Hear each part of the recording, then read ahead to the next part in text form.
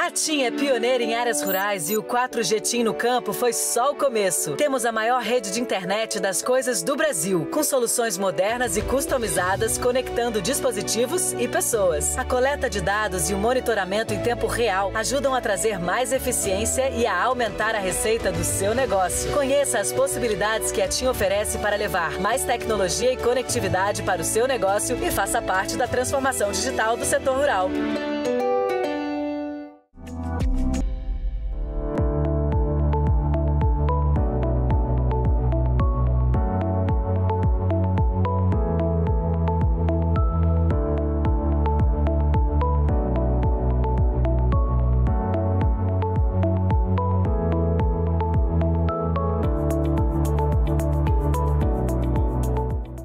Olá, bom dia, tudo bem? Sejam bem-vindos e bem-vindas a mais um painel do Super Agro 2022.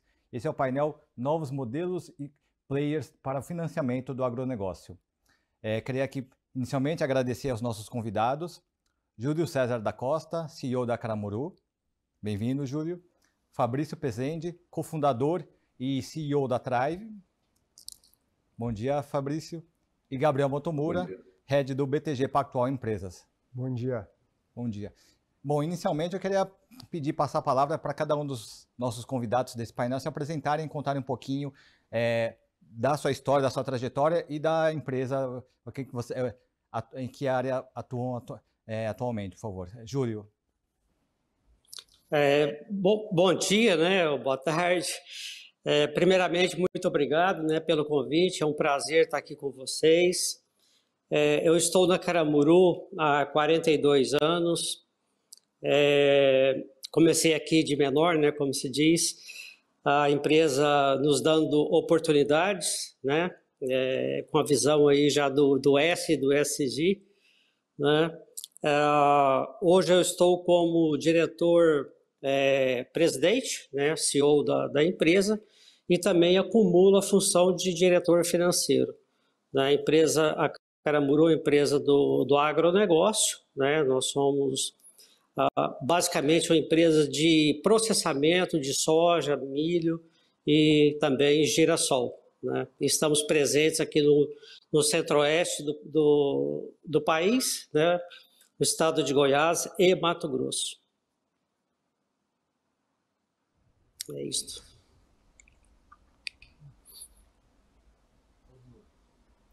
Fabrício, por favor. Bom dia a todos. Obrigado pela oportunidade da participação aqui. Eu sou Fabrício Pezende, cofundador e CEO da Thrive. Eu tenho uma trajetória aí bastante ligada ao mercado financeiro, né? Eu trabalhei quase 15 anos aí em São Paulo, né? no mercado de capitais e também em estruturação financeira, derivativos mesa proprietária como um todo, né?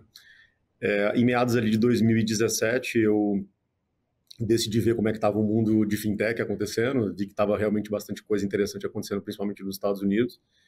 E com isso daí, eu vim parar aqui, né? Hoje eu estou aqui, por exemplo, em Minneapolis, que é onde eu tenho parte do meu time de tecnologia, mas eu fui para Boston para poder fazer um mestrado em Data Science e tecnologia no MIT.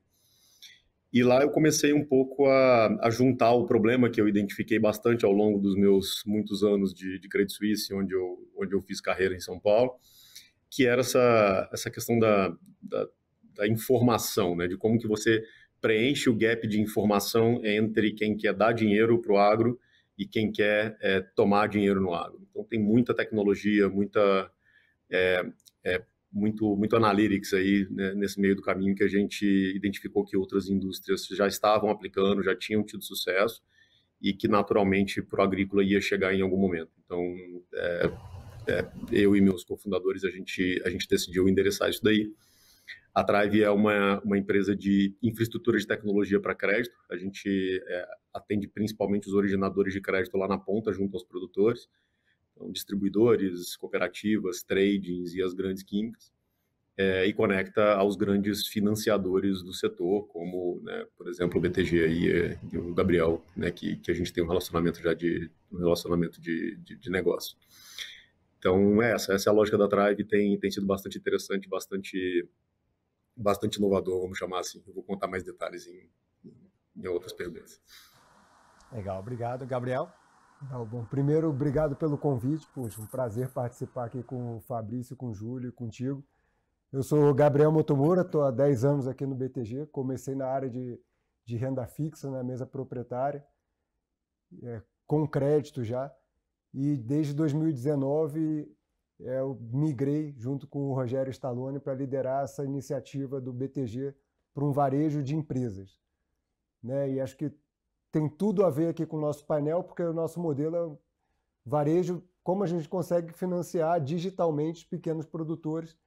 E acho que, como o Fabrício falou, endereçar esse gap de informação entre o fornecedor e os principais financiadores para conseguir escoar melhor esse crédito no agronegócio. Então, obrigado pelo convite. Obrigado aos três. Bom, inicialmente eu queria fazer uma pergunta mais aberta para os convidados. A gente olha os números do mercado de crédito, financiamento para o agronegócio, tanto do ponto de vista bancário, mas também de mercado de capitais, emissão de CRAs, por exemplo, que são certificados de recebíveis do agronegócio. E são números que mostram aí uma evolução e um crescimento do setor desse mercado. Queria pedir a cada um dos três que contassem um pouquinho se essa realidade macro, que os números macro mostram, é também corroborada com o que vocês vivenciam no dia a dia. Se tem ficado mais fácil do ponto de vista de captação ou também do ponto de vista de concessão de crédito para os produtores. Júlio, quer começar, por favor? Então, a Caramuru, a partir de 2020, né, nós começamos mais efetivamente acessar o mercado de capitais, né, através dos CRAs. Né? Começamos lá em 2020 com o primeiro, né? Depois, em 2021, fizemos um CRA verde, o primeiro de 200 milhões de reais, e no final do ano passado, de 2021, 355 milhões, sendo esse último um CRA verde, né? Um certificado o seu framework, né? Pelo SOP. Né? Então, isso veio colaborar muito com as fontes de recurso da Caramuru, né? Haja visto que o mercado bancário reduziu muito no Brasil, né? Então, o mercado de capitais vem irrigar aí o crédito às empresas, né? Facilitando, obviamente, o relacionamento também com o produtor rural, né? Que a gente também faz uma parte de financiamento ao produtor rural, e com isso a gente consegue operar com taxas competitivas, né? Tanto do ponto de vista da captação, quanto também ao repasse ao produtor rural, né? Sem onerar o produtor rural, que eu acho que é o mais importante. Fabrício? A gente trabalha muito nesse vínculo com o mercado de capitais, né? Eu acho que é verdade, tem aumentado bastante, a gente tem visto muitas empresas acessando o que não acessavam antes, mas a grande verdade é que o gap ainda é muito grande. Né? Quando você passa a olhar, por exemplo, a quantidade de CRAs emitidos e FDICs referenciados a recebíveis do agronegócio, comparado com a necessidade de capital anual da agricultura brasileira e crescendo, é bastante irrisório, né? Menos de 10% que a gente vê aí no mercado de securitização ainda.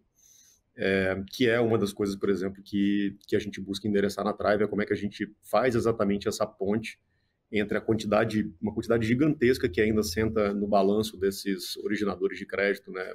De novo, revendas cooperativas, tradings, etc., e a quantidade de dinheiro que o mercado de capitais gostaria de investir no agro. Acho que existe talvez uma concepção errada de que não existe uma vontade de se investir, que não tem dinheiro sentado esperando para poder se investir no agro. Isso não é verdade, tem muito, no Brasil e fora, né? Isso a gente vê claramente. O que falta realmente é fazer essa boa ponte, trazer essa segurança para quem vai colocar o dinheiro no setor. E apesar de ter crescido bastante o mercado de securitização e o mercado de desova de risco de crédito agrícola, vamos chamar assim, no balanço de bancos e no balanço, né, e nos fundos, em qualquer investidor final, falta muito. O gap ainda é gigantesco, especialmente quando você compara com os Estados Unidos, por exemplo, onde praticamente 70% do que é originado de crédito vai parar dentro de produtos de securitização e de uma maneira bastante escalável, bastante rápida e com custo que acaba fluindo bem barato para o produtor no fim da linha. Tá? Então, tem um grande caminho aí para poder percorrer, sim. Gabriel? Vale a pena a gente colocar em panorama, né? Porque tem muito caminho para melhorar, mas a gente também já andou, né, uma grande parte do caminho. Então, falando de PIB, representatividade do agro no PIB. Há 2 anos atrás era 20%, agora já estamos em 27%. Né? E quando a gente está falando de carteira de crédito de instituições financeiras, né, direcionadas para o agronegócio, 2020 a gente fechou em 160, 165 bi. Esse número aumentou em 40% em 2021, mas ainda a representatividade do crédito no PIB, né, você pega concessão de crédito para o agro versus o PIB do agronegócio, a gente está na casa de 10,5%, 10,7%. Se a gente fizer aí uma regra de bolo, que o custeio do agronegócio é entre 40% e 50% do PIB, a gente ainda tem um catch-up aí de pelo menos 30%. Né? Dava para fazer essa carteira vezes 3, alavancando informações e dados e tendo os controles certos. Então, acho que o agro está acelerando bastante, a gente está fazendo o catch-up na indústria financeira, mas ainda tem muito espaço para a gente crescer e alavancar. Legal. E aí, para Fabrício e Gabriel, quais são esses instrumentos novos ou as soluções que têm sido desenvolvidas justamente para permitir que esse gap seja um pouquinho menor e que o mercado consiga esses recursos, né? O Fabrício referiu que existe o dinheiro, mas ele ainda não consegue chegar na ponta. O que tem sido feito? O que vocês podem contar de novos modelos que já foram desenvolvidos ou que estão em desenvolvimento para que isso aconteça? Bom, vou eu, Fabrício? Pode começar. Cara, legal. E acho que isso endereça diretamente o tema aqui do painel. Né, a gente tem 2 principais gargalos de acesso no agro. O primeiro é a informação, que conversa com a questão dos dados, e a segunda é logística. Né, como que a gente faz para acessar os pequenos e os médios produtores na ponta. É diferente você estar em uma cidade, uma metrópole, num raio de poucos quilômetros, você ter uma carteira, né, razoável de clientes, e no agronegócio, à medida que você vai aumentando as propriedades, essa logística, fica mais difícil, essa atuação regional é muito importante. A gente tem uso de dados, né? Principal de produtividade, acho que é a questão, sem dúvida, da agricultura de precisão. Então, isso vai endereçar aumento de produtividade e redução de custo e necessidade de financiamento. Né? Por outro lado, a gente ainda vê que tem um delta de informação que nos ajuda, aliás, que dificulta na concessão de crédito, que é o produtor lá na ponta e os players regionais, eles conseguem saber real time como é que está a época do plantio, como é que está evoluindo a produtividade. E até então o modelo tradicional demandava dos investidores, das players que concedem crédito, né, ter um agrônomo na ponta. Ainda é importante, mas a gente vai ver que a gente consegue endereçar isso com tecnologia, com imagem de satélite, que vai desde determinar, né, um talhão até determinar que essa soja ou essa commodity que está sendo financiada, né, não é de uma área embargada, então tem todos os critérios ESGs, que acho que o Júlio da Caramuru está fazendo um trabalho super legal, depois ele pode falar um pouquinho melhor, mas nos ajuda. Captação com financiamento ESG, concessão de crédito, análise de grandes áreas em grande escala via análise de imagem de satélite, e depois essa questão do rastreamento, da gente garantir que o dinheiro está indo, né, do produtor que está fazendo o melhor uso para o produtor e para o planeta como um todo. Legal, bom, vou adicionar algumas coisas importantes aqui também, que pelo menos a gente tem visto lá, né, nesse trabalho que a Thrive tem feito com os originadores lá na ponta. Quais que são os grandes gargalos? Né? Quando você está falando de modelos de financiamentos novos, você pode tanto tentar fazer melhor o que já existe, quanto efetivamente criar algo novo. Né? Criar algo totalmente novo, a gente acaba sendo um pouco restrito pela própria regulamentação. Tá? Você não tem muitas formas diferentes de você conseguir fazer, por exemplo, uma securitização. Você tem algumas limitações na regulamentação brasileira. Dito isso, é extremamente burocrático, né? Você tem várias etapas desse processo que são não só burocráticas, como custosas. Quando você pega, por exemplo, um term sheet de um CRA ou de um FDIC, tem uns 15 nomes pendurados ali para poder ter algum tipo de atuação naquele produto, né? Tem algum tipo de serviço que tem que ser prestado. Isso, no fim das contas, translada para o produtor. Você pode falar que o custo vai para a distribuidora, para trading, para a química, no fim das contas tem que passar para o produtor. Ele que acaba sofrendo com isso lá na ponta. Por que eu estou falando isso? Porque, do ponto de vista de novos modelos de financiamento, tem se endereçado bastante a questão da automatização do processo, né? O crédito ele é originado quando o produtor está indo comprar um produto. E como a maior parte dos bancos realmente não está ainda muito dentro do agronegócio para poder entregar o dinheiro na mão do produtor, para ele poder fazer a compra eventualmente à vista, acaba que você vê que 80% pelo menos, entre 60% e 80% das vendas dos distribuidores acabam sendo a prazo. O que tem se tentado endereçar bastante é a forma de automatizar, desde o momento em que o produtor precisa do produto, até o momento em que esse produto se transforma num recebível, até esse recebível ir parar no balanço de um banco, ou de novo ser comprado por um fundo, isso tem sido bastante visado pelas agrifintechs como um todo, né? Cada etapa desse processo, como que você automatiza.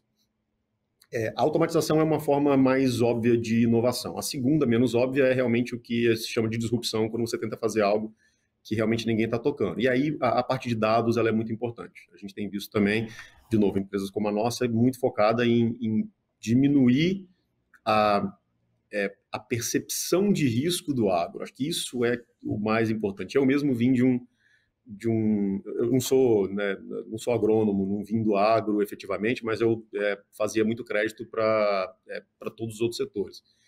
E eu tinha essa percepção interna que, olha, é muito arriscado. E não é. Acho que, de fato, né, diminuindo a percepção para o agro, você consegue atrair muito mais emprestadores.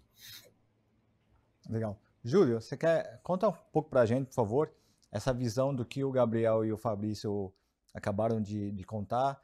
Na Caramuru, até levando em consideração essa experiência, né? Você contou, começou menino na empresa, ou seja, certamente 40, 30, 20 anos atrás era muito diferente do que da maneira como é feito hoje. Você pode compartilhar um pouco para a gente como é que tem sido esse acesso e também o uso dessas novas ferramentas de dados para vocês conseguirem acesso a crédito com condições melhores, por exemplo? Então, só para começar, toda a soja nossa, toda que a gente origina, né, ela é 100% rastreada, né? Nós utilizamos o AgroTools, né? Então a gente rastreia e nós temos a garantia de que essa soja ela não é de origem de desmatamento ilegal, por exemplo, né?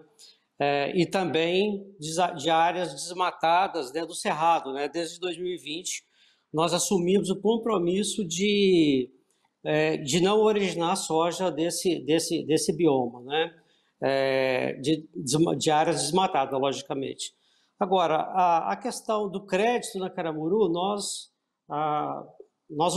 não somos focadas no crédito, né? A empresa ela é muito mais focada no negócio, no processamento da soja, do que crédito. Crédito é uma consequência para pequenos produtores e um número pequeno também de grandes produtores.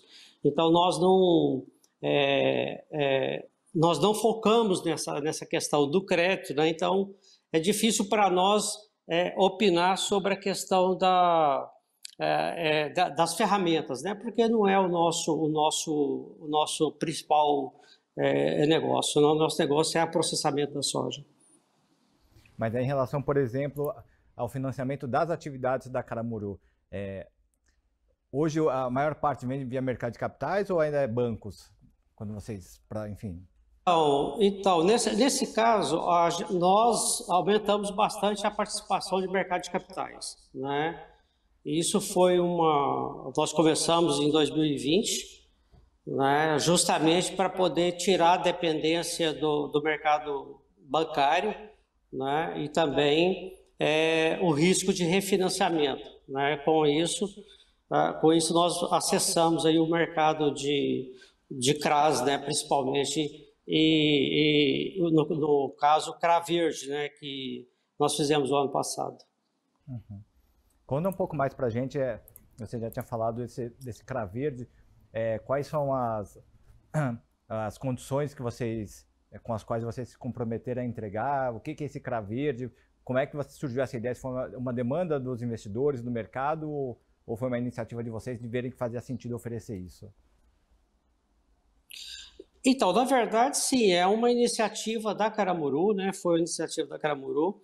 Obviamente que o mercado tem olhado muito para esse lado, para o ESG, né? Então, o compromisso que nós assumimos foi de comprar soja, logicamente que soja que não seja que seja uma soja rastreada, né? Diria assim, e também assumimos o compromisso de comprar essa soja para o processamento de biodiesel, né? Que hoje nós temos 3 plantas de biodiesel, sendo 2 certificadas, né, por CBIOS, né? Então essas plantas elas são certificadas e com isso a gente consegue emitir os CBIOS, né? Nós fomos certificados pelo o Renova Bio, né, no caso. Uhum. E Gabriel, como é que tem sido isso do ponto de vista, né, da concessão que vocês fazem? Faz parte já de cada concessão que vocês fazem, essa preocupação? Conta um pouco para a gente como é que está a aderência a esses princípios ambientais, sociais e de governança. Para a gente é muito importante, cada vez mais importante essa aderência, a gente garantir, né, que a gente está cumprindo e seguindo a agenda do banco e o que a gente quer fazer no ESG e reforçar essa pegada ambiental. Mas acho que o que é legal, que talvez mudou bastante da nossa perspectiva nos últimos 3 anos, é que antes a gente tinha uma atuação de atacado, né? Então a gente conseguia financiar os grandes clientes ou as indústrias, como o caso do Júlio da Caramuru. Então a gente estava falando de financiamento com ticket de 50 milhões, 100 milhões cada financiamento. E hoje, alavancado em tecnologia, em imagem de satélite, nessa rastreabilidade, a gente cada vez mais está abaixando a régua. Então hoje a gente financia produtores a partir de R$1 milhão. Hoje a gente consegue financiar 1.000 hectares de produção. E a gente está escalando. Começamos com soja e milho, né, que são as principais culturas, mas a gente está trazendo essa escalabilidade também para cana-de-açúcar, para outras culturas, e estamos bastante animados com o crescimento, com a performance da carteira. Acho que vai ser um diferencial nosso, né, com poucas pessoas otimizando essa questão de concessão e repassando essa otimização no preço, né, poder chegar na ponta com uma oferta mais competitiva. Uhum. Em cima disso, eu até queria fazer uma pergunta e também perguntar para o Fabrício, que é isso, acho que quando a gente fala nesse modelo, né, o que a gente ouve é muito isso, assim, até que ponto dá para você estender esse avanço aí de uso de tecnologia de dados para o pequeno produtor também, ou até que ponto esse ainda vai depender muito ainda do ganho de escala da tecnologia. E qual que é a tua opinião, assim, aquele produtor que eventualmente nem precisa de um ticket ainda de 1 milhão, que talvez ainda seja alto para ele, vai um dia, em breve, conseguir ter acesso a fazer uso desses recursos com a tecnologia? Ele já está tendo acesso e é fundamental. Acho que o Fabrício comentou em alguma hora da apresentação, né, que o financiamento do agronegócio, como não tinha uma opção, né, bancária que suprisse nem perto da demanda, a gente vê aí os estudos que o financiamento de concessão bancária é entre 30% e 40% de todo o crédito feito. 60% do financiamento é dentro do setor. Uhum. Então é a cooperativa e a revenda que integra, né, os insumos para esse produtor, E aí ele tem lá o seu técnico que vai em campo, que consegue fazer esse assessment, né? Consegue estimar a produtividade, que está acompanhando em loco e um modelo regional, pouco escalado. Acho que a partir do momento que a gente consegue dar a escalabilidade, o técnico continua sendo importante, a questão, né, essa assessoria na performance continua sendo importante, mas agora tem outras fontes de financiamento. Então, o produtor consegue, primeiro, ter uma melhor gestão, né, um melhor controle de fluxo de caixa, e a gente tem softwares já especializados nesse negócio, e depois ele consegue compartilhar essa informação, seja com a cooperativa, com a revenda, seja com o eventual novo financiador. Então a gente está, bastante animado com esse compartilhamento. E, as primeiras experiências estão sendo muito boas. E acho que essa é a parte que faltava, digamos assim, para o crédito conseguir chegar de forma mais fluida no pequeno produtor. Uhum. Fabrício, quer acrescentar? Eu queria, acho que o Gabriel tocou num ponto muito legal no final aí agora, e é exatamente talvez o que faltava para poder destravar bastante crédito no setor. O que acontece? Exatamente pelo fato de você ter o que eu gosto de chamar de o mapa de risco de crédito, né? A gente ouve muito falar o que está no SCR, que os bancos têm acesso, que as instituições financeiras em geral têm acesso. Você olhar 30% do mapa não te ajuda a fazer uma avaliação precisa sobre o que você está olhando ali do ponto de vista do produtor. Você precisa fechar esse mapa, você precisa olhar o resto dos 70%, 60% que estão dentro da cadeia. Então, quando você começa a ter acesso a esse tipo de dados que a cadeia tem, alguns muito pouco estruturados, né? Na verdade a maior parte deles muito pouco estruturados, mas de qualquer forma, esse relacionamento, esse contato com o produtor, historicamente, é o que dá exatamente o resto do que precisava do mapa de risco para poder fazer uma modelagem bem feita de crédito do produtor, e com isso você conseguir atrair mais dinheiro para esse mercado.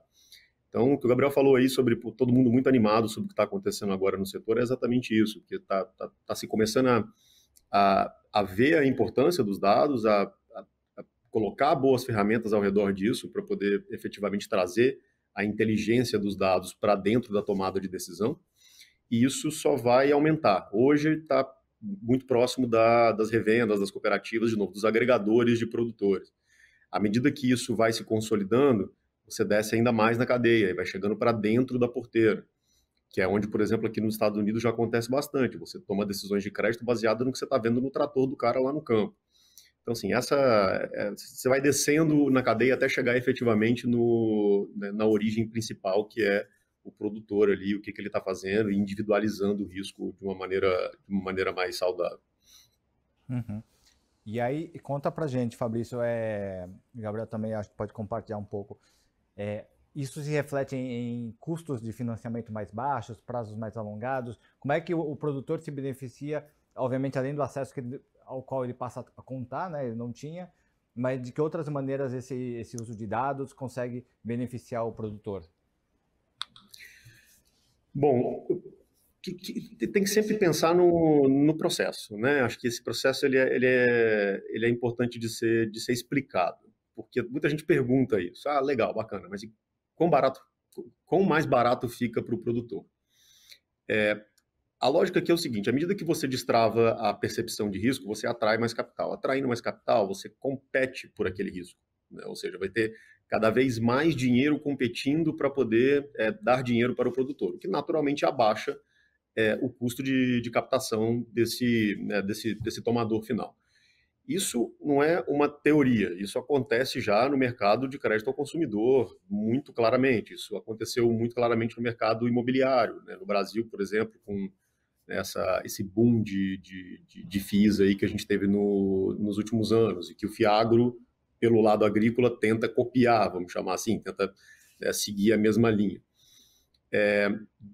Definitivamente, isso vai chegar na ponta com um custo mais barato. É isso que vai acontecer. Nessa competição, ela de fato, acontecendo pelo produtor, pelo risco de crédito do produtor, e agora com mais inteligência, mais informação, é natural que se peça menos de retorno quando você tem uma percepção de risco também menor. Então, acho que é assim que eu gosto de responder essa pergunta, porque, de fato, é o que a economia ensinou para a gente ao longo do tempo. Aí. Gabriel.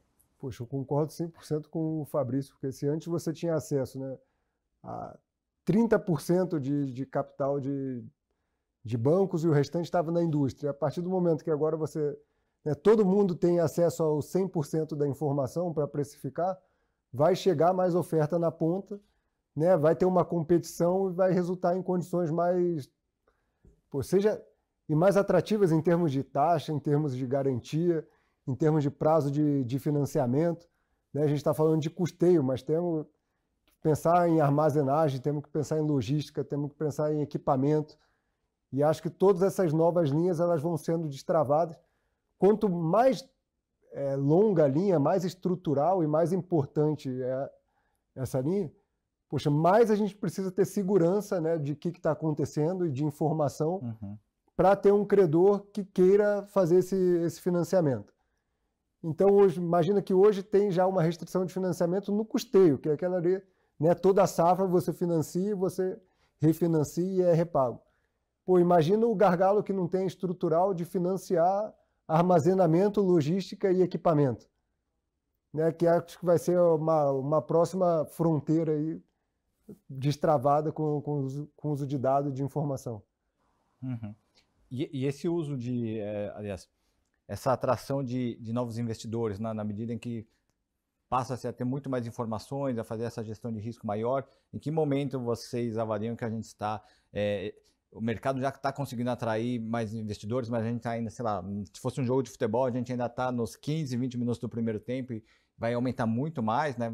O Fabrício fez o paralelo com o mercado de crédito tradicional, onde hoje a gente vê muito mais oferta para o consumidor, para o tomador, do que 10 anos atrás. Em que momento a gente está dessa evolução do mercado de crédito para o agronegócio? Acho que a gente está, nesse momento, numa migração do mercado de crédito para a renda fixa em geral. Acho que a gente viu aí no último ano e meio, né, uma tendência pela queda na taxa de juros do capital fluir para a renda variável. E agora a gente está tendo uma volta desse mercado e já está gerando, né? Alocação e captação para os fundos de renda fixa, que por seu lado vão buscar colocar esse dinheiro para trabalhar da melhor forma possível. E eu acho que todo gestor, de uma forma saudável, né, a gente está falando de um setor que é mais de 1/4 do PIB brasileiro. Ou seja, não tem como você não alocar nesse setor. Né? Se você quiser fazer uma alocação saudável, você vai fazer ali um estudo, um cherry picking, uma estratégia de alocação no agro também. Então, acho que está casando as duas coisas. Você ter essa estrada pavimentada para o capital fluir para o pequeno produtor e para o agronegócio, e agora você originar a oferta de capital. Acho que tem... essa safra de 2022, 2023, acho que vai surfar um bom momento, tanto de percepção de risco quanto de capital disponível. Fabrício, quer colocar? Concordo bastante com o que o Gabriel disse, tentando colocar ali na lógica do que você perguntou, em que momento do jogo que a gente está.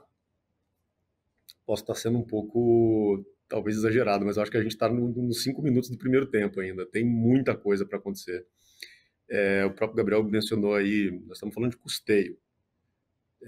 E no custeio a gente ainda está no começo. Quando você passa para o médio prazo, você não está vendo quase nenhuma empresa realmente tentando endereçar. No longo prazo, então, bem mais complicado e quase ninguém está lá. Então, estamos de fato bem no começo do jogo, especialmente considerando que nós estamos falando de Brasil, né? Aqui nos Estados Unidos eu faço bastante esse pitch quando eu falo da Thrive. Nós estamos falando do, se não o maior, para se tornar maior país agrícola do mundo, com muita área ainda só de pastagem para poder ser transformado. Tem muita coisa para poder crescer, não precisa de abrir novas áreas, o Brasil tem muita coisa ainda para poder usar. E com o mundo, né, crescendo, cada vez mais bocas surgindo. Então, assim, a demanda por crédito para o agro, ela só vai aumentar. Isso tem um espaço gigantesco para atrair investidor. Eu tenho visto, particularmente pelo lado da Thrive, muita muito interesse de investidor estrangeiro, né? Naturalmente também, agricultura, todo mundo entende a importância. A gente está, inclusive, para poder lançar um CRA em dólar agora que é somente investidores estrangeiros, colocando dinheiro em produtor no Brasil e também com o ângulo ESG. A gente já fez um CRA verde no ano passado, estamos fazendo mais 2 agora com essa mesma lógica. Então, realmente tem bem no comecinho do jogo. Acho que ainda os times estão se estudando ali, mas tem muita coisa legal para acontecer. E, Júlio, conta pra gente um pouco, então, do que a gente está debatendo, sobre essa perspectiva da grande indústria, né? Imagina, então, a Caramuru, com o gigantismo que ela tem, deve ter agora cada vez mais investidor batendo na porta, querendo financiar as atividades, a expansão da empresa. Como é que está esse momento para vocês? Conta como tem sido esse assédio bom dos investidores. Tem surgido muitas oportunidades, né? Nós estamos preparando a empresa, né, para surfar nessa onda aí, né, com certeza, né? Então, tanto do ponto de vista de governança, né, a empresa tivemos alterações importantes no ano passado, né, justamente estruturando a empresa para poder surfar nessa onda, né? E obviamente que esperando um melhor momento, né, para poder alçar novos voos, né? Mas o mercado de capitais ele veio, né, para ajudar muito a empresa. A gente tem tentado aumentar a participação do nosso portfólio, né, diria assim, dos parceiros, né, através do mercado de capitais, porque a gente vê que é o caminho, né, mais um caminho bastante promissor, né? Uhum. Tá, ok. O que você pode contar um pouco eventualmente de spoiler desses planos de expansão? O que vocês estão... por exemplo, você contou das emissões recentes de CRAs, né? Foram para atividades relacionadas a algum plano específico de crescimento, de expansão dos negócios? Não, esses CRAs basicamente foi para alongar o perfil de dívida, né? Para reestruturar o nosso perfil de dívida e ter um balanço com estrutura de capital mais adequada, né? Isso, e também, obviamente, que o ano de eleições, o ano de incertezas, né? Que naquele momento nós não sabíamos da questão da guerra, né? Mas que agora é outro fator, né, que faz com que a gente busque essas alternativas de alongamento, que são alternativas que têm um custo interessante e também uma estrutura de garantias mais adequada para a nossa realidade, né? Entendi. E aí uma dúvida agora que ouvindo vocês, enfim, contarem aí do avanço aí de soluções e também um pouco da preocupação do mercado, né? Então, por exemplo, a questão da rastreabilidade, que é algo que se ouve já não é de hoje, mas acho que cada vez faz mais parte aí da cadeia. E aí, né, a gente falou aí da emissão do CRA verde. Faz sentido pensar que daqui talvez a 5 anos, todas as emissões, já tenham essa, assim, deixe de fazer sentido falar em CRA verde, porque todas já serão isso, dessa forma, ou ainda está muito localizado essa preocupação e essa exigência de que os produtos, eventualmente levados ao mercado, eles tenham aí essa aderência a esses princípios ESG? Acho que a gente tem uma dinâmica muito positiva nesses produtos, né? Todos eles que têm um selo ESG. Porque você consegue atrair mais capital. Você tem fundos que são especializados e que têm sua política de alocação, né, a obrigatoriedade de investir nesses ativos. Então, acho que a partir do momento, né, que o gap entre você acessar esse pool de capital maior e com um preço mais competitivo, né, ou não, a ponte sem informação que já está aí, né, acho que todo mundo tende a migrar para ser a emissão verde. E, poxa, pensando da perspectiva aqui do BTG, A gente está captando linhas também incentivadas e linhas mais longas com condições melhores para esse tipo de alocação, e a gente precisa dessa ciência, dessa informação para conseguir repassar a linha na ponta. Mas a gente também vê assets, acho que é uma tendência global, né? Então, acredito que sim, no futuro, todo mundo que possa, obviamente, a gente espera que todo mundo possa captar na condição mais melhor possível, que vá optar pela linha, pelo CRA verde ou para outras emissões verdes.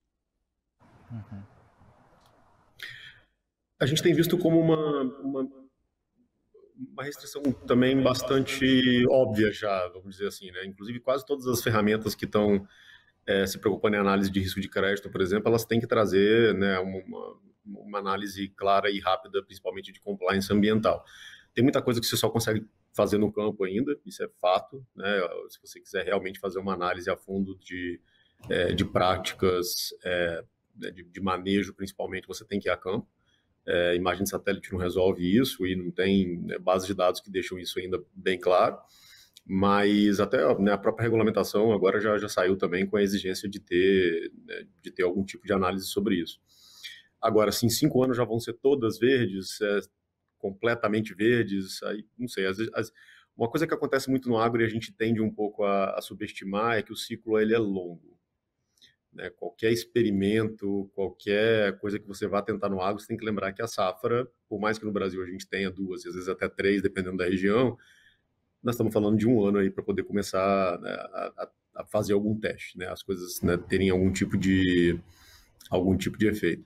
Então, 5 anos parece muito tempo, mas no agro passa rápido. Acho que é isso que eu quero dizer. Mas, de fato, você vê principalmente, como o Gabriel disse, os fundos pressionados pelos próprios investidores deles, colocando restrição de que eles têm que ter algum tipo de medição ESG quando eles vão fazer um investimento lá na ponta, seja em crédito ou seja em equity. Né? Isso está bem claro já e tem muitos dos principais fundos grandes do mundo, eles já colocaram uma regra que nos próximos 2, 3 anos eles têm que estar 100% investidos apenas em ativos que tenham algum tipo de controle ESG. Então, isso força na ponta a originação também acontecer desse jeito. Acho que talvez tenha a dinâmica também da gente migrar, né, e tender para essa agenda ESG, essa agenda verde, dando o incentivo correto. Né? Então, poxa, a partir do momento que quem está fazendo, né, as boas práticas está conseguindo acessar mais capital em uma condição melhor, talvez aquele cara que está quase lá, mas que daria para melhorar e acessar também, você tem uma migração, né, desse pool. Então, acho que tem a dinâmica de pessoas que já estão enquadradas, que talvez por falta do certificado, como o Fabrício falou, tem coisa que tem que fazer em loco, né, de conseguir acessar. E tem a parte, talvez, das pessoas não enquadradas que vão passar a se enquadrar. E eu acho que essa dinâmica do incentivo positivo, digamos assim, ela é mais poderosa do que, eventualmente, você ficar fiscalizando e punindo. Ou tão poderosa quanto, né? Não, legal, interessante isso. E aí, pensando um pouco ainda no que... Eu acho que as perspectivas do que vocês colocaram mostram que aí tem aí as perspectivas são muito favoráveis. O que, desse contato com os produtores, e aí depois o Júlio pode também dar o depoimento, ainda é uma dor que ainda não foi solucionada, que, enfim, em relação a esse tema da obtenção de capital de crédito, e que eventualmente o avanço da tecnologia, de novas soluções, vai poder resolver e endereçar melhor daqui a algum tempo ou em breve. O que vocês diriam? Bom, se eu puder recomeçar. Bom, eu acho que a grande questão é desburocratizar o processo, né? E aí como já foi dito, né? Isso vai reduzir custo, vai tirar barreiras, né? Eu acho que isso para o produtor é muito importante, né? Eu acho que reduzindo o custo e desburocratizando, né? Eu acho que isso vai ter uma contribuição muito importante. Essa parte da redução de custo, eu ia mencionar exatamente nisso. concordo muito. A grande questão aqui a redução de custo é um incentivo, né, que o Gabriel mencionou também. A grande questão aqui é que o produtor precisa ver essa redução de custo acontecer para ele poder, de fato, investir em ter as boas práticas. Isso naturalmente e tem que ter uma faísca inicial, né? Tem que ter ali alguém que realmente fala, ok, eu estou disposto a pagar por isso. Como o produtor é o elo fraco aqui, o que a gente vê é que quem deveria estar efetivamente pagando por isso, de certa forma, entre aspas, que é o que se chama de prêmio verde no mercado, são os investidores. Então, se eu realmente quero incentivar que isso aconteça, eu preciso estar preparado para eventualmente receber um juros um pouco menor. É claro que esse juros menor ele é contrabalanceado por um risco menor. Isso eu tenho falado muito quando eu falo sobre essas operações verdes. Não é pouca a diferença do nível de diligência que se faz quando você está fazendo uma operação verde no produtor. O que naturalmente também se translada numa análise de risco muito mais efetiva, ou seja, você diminui a percepção de risco quando você está fazendo uma operação verde como essa, porque você está realmente ali vendo o detalhe do detalhe, né? São operações, em geral, que tomam um tempo para você poder fazer a análise. Então, esse prêmio verde, entre aspas, ele acaba sendo contrabalanceado também por um risco menor, tá? Só que isso para o produtor é super importante. Se ele não vê que ele tem uma redução de custo nisso, ele já tem uma dificuldade em geral de tomar crédito, para que ele vai tomar um pedaço do dinheiro dele para poder fazer uma adaptação socioambiental que ele não vai ter benefício nenhum em cima disso? Então, esse ovo e galinha aí na história tem complicado um pouco essas operações verdes. Esses investidores estrangeiros, em geral, eles têm uma tendência muito maior de entender isso e colocar realmente esse prêmio verde para funcionar, né? Receber um juros menor, receber um retorno menor no investimento dele. No Brasil, a gente está patinando nisso ainda, tá? A gente está vendo os investidores falando que querem, mas eles não estão... isso não se translada, vamos dizer, no gesto, né? De falar, ok, eu estou disposto a ter uma taxa um pouco menor do que eu teria se não fosse verde.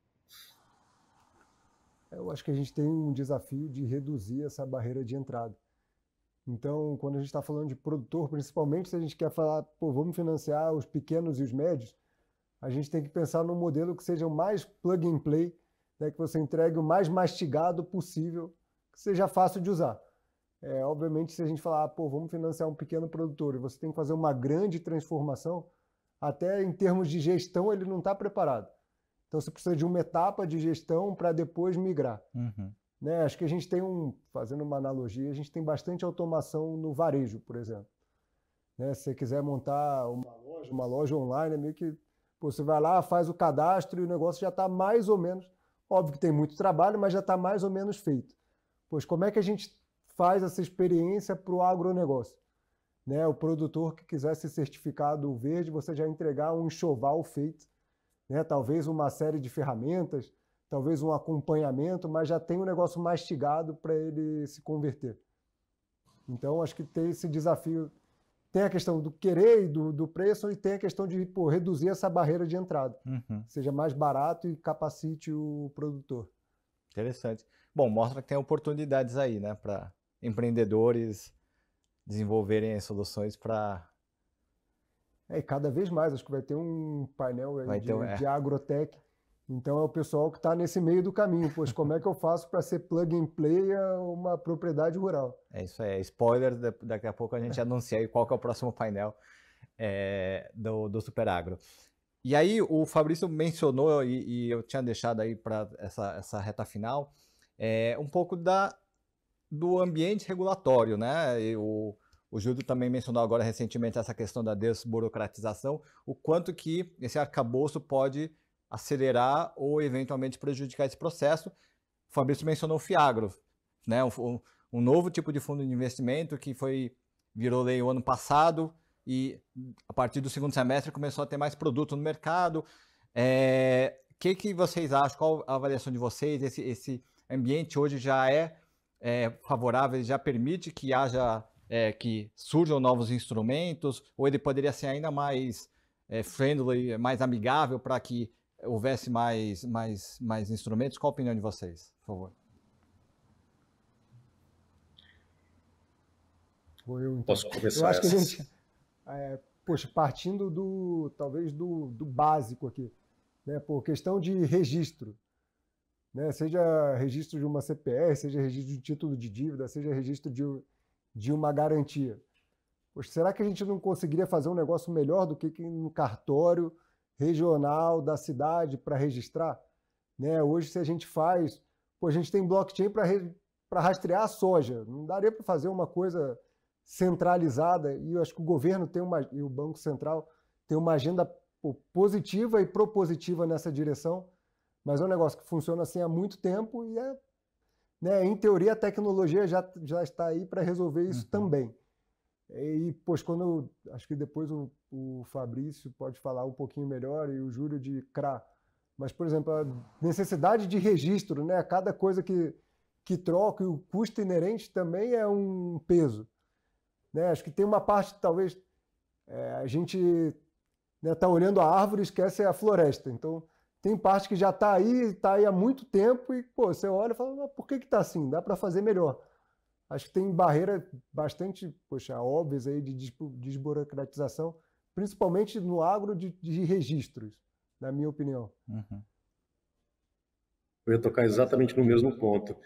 Acaba que, por ser uma indústria onde a diversificação, né, a criação de um portfólio bastante diversificado, como você consegue fazer no crédito ao consumidor, ela é mais difícil, você tem que pensar assim nas garantias. É importante que as garantias elas sejam facilmente formalizáveis.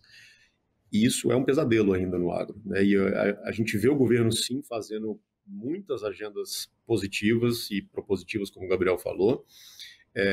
Aliás, bastante ativas mesmo, né? O Mapa tem realmente feito algo bem incrível nos últimos anos aí para tentar atrair mais capital privado para o setor. Mas essa parte dos registros, dos cartórios, isso ainda é um pesadelo grande quando você pensa em escalabilidade.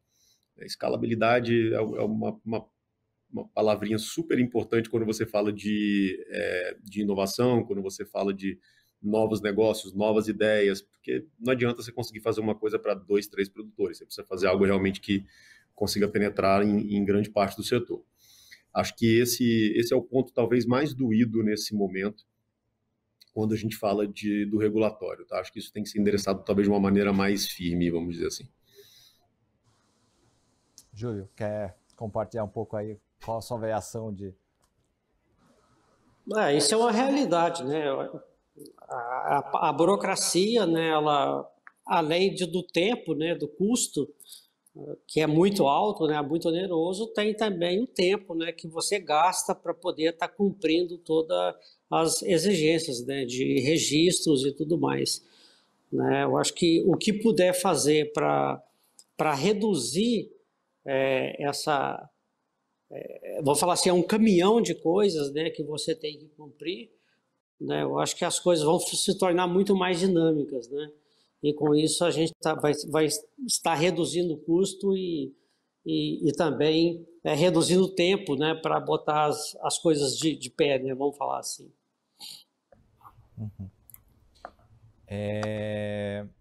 A gente está encaminhando já para a reta final.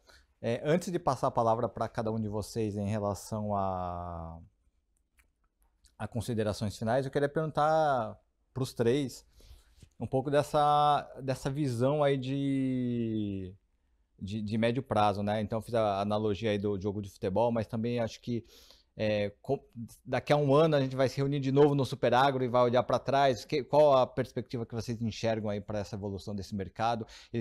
Esse mundo virou quase um clichê, né? De que o mundo está em transformação, é muito acelerado.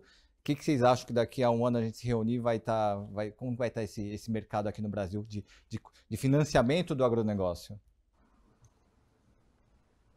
A gente pode ter uma métrica objetiva que é crédito, e a gente tem que trazer para o número que eu falei, as operações de mercado de capitais também. Poxa, mas qual é essa carteira de crédito sobre o PIB do agronegócio? Né? Quanto do PIB está sendo efetivamente financiado? E hoje, falando de setor financeiro, esse negócio era 8% há um ano atrás, está em 10%.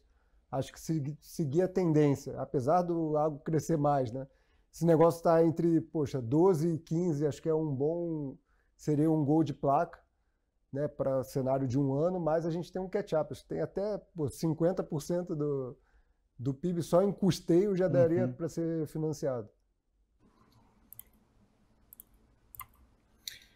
Eu acho que vale a pena eu falar de uma métrica interessante, acho que pelo meu lado aqui, né, vamos dizer, de empresas que estão, né, que estão em estágio inicial e que estão, né, entrando no mercado agora. Tem uma métrica super interessante que a gente tem que começar a avaliar também. O capital de investimento, o venture capital, ele está começando a olhar para o agronegócio brasileiro. Não é novidade para ninguém que as fintechs em geral no Brasil, elas, né, teve esse aquecimento muito forte desde o Nubank lá atrás, onde as coisas começaram realmente a aquecer e muito dinheiro fluindo para as fintechs no Brasil, vendo que tinha uma oportunidade muito grande, um país com um ambiente regulatório estável e com uma população gigantesca. Legal. Isso não estava ainda no agro, né? Eu tive num evento, por exemplo, em São Francisco na semana retrasada. Quase todos os grandes venture capitals que a gente conhece o nome, os famosos, né, que derrubam muito dinheiro em inovações. Para poder fazer o negócio acontecer, eles estavam lá. E eles estavam começando a realmente olhar, ok, fintech faz sentido, fintech no agro faz mais sentido ainda, quando nós estamos falando de quase 30% do PIB do Brasil. Então, daqui a um ano, quando a gente sentar aqui para poder falar disso, a gente certamente vale a pena dar uma olhada também nesse fluxo de investimento de capital e venture para o agronegócio, tá? Tem muita coisa para poder acontecer e a gente já tem ouvido algumas histórias aí e vai ficar bem grande. Júlio? Então, eu acho que o agronegócio no Brasil tem vivido em excelentes momentos, né, e uma expectativa excelente para a próxima safra, né, para o próximo ano. Então, a gente espera que esses recursos venham, né, e venham de forma desburocratizada, com custo competitivo, né, para que o produtor tenha melhores acesso a esse capital, né. Bom, a gente está caminhando aqui para o encerramento. Eu queria passar a palavra a cada um de vocês para considerações finais, e já deixando um agradecimento a cada um por ter aceitado o convite da Exame. Gabriel, quer começar, por favor? Bom, primeiro, um prazer estar aqui, poxa, com vocês. O Fabrício já é um parceiro de longa data, o Júlio também. Então, poxa, estar aqui com vocês é uma honra. Pô, conte comigo sempre para os próximos. Fabrício? Bom, igualmente, acho que fiquei muito feliz com o convite, acho que a conversa é sempre muito boa e realmente fluiu bastante rápido, né? Acho que quando você falou das considerações finais, eu falei, nossa, pai, já. Foi super legal ter esse assunto, eu aprendi a me apaixonar por ele, né, como eu falei, não vim do agro, mas realmente, quando você começa a entrar, você vê que é um setor apaixonante, as pessoas te recebem muito bem, e é um setor que precisa muito aí de novas ideias, né, novas pessoas, e precisa de capital, né? Que eu acho que é isso que a gente falou bastante hoje aqui. Prazer e feliz em participar sempre que for possível. Júlio? Bom, muito obrigado, né, pelo convite. Foi um prazer estar aqui com vocês, né? De fato, o agronegócio tem um destaque muito importante, né, no Brasil, então precisa ser olhado de forma diferente, né, com foco diferente, e que é daí que o Brasil tem de fato se destacado, né. Muito obrigado aí pelo convite, foi um prazer. Ok, bom, muito obrigado novamente aos convidados, a você que nos acompanhou da sua casa, do trabalho, e continuem conectados, tem mais um painel pela frente. O Fabrício poderia até continuar, mas vão ser outros convidados que o painel vai discutir. É o painel sobre as agritechs mais promissoras do agronegócio brasileiro. E a programação do Super Agro continua. Obrigado mais uma vez, até a próxima.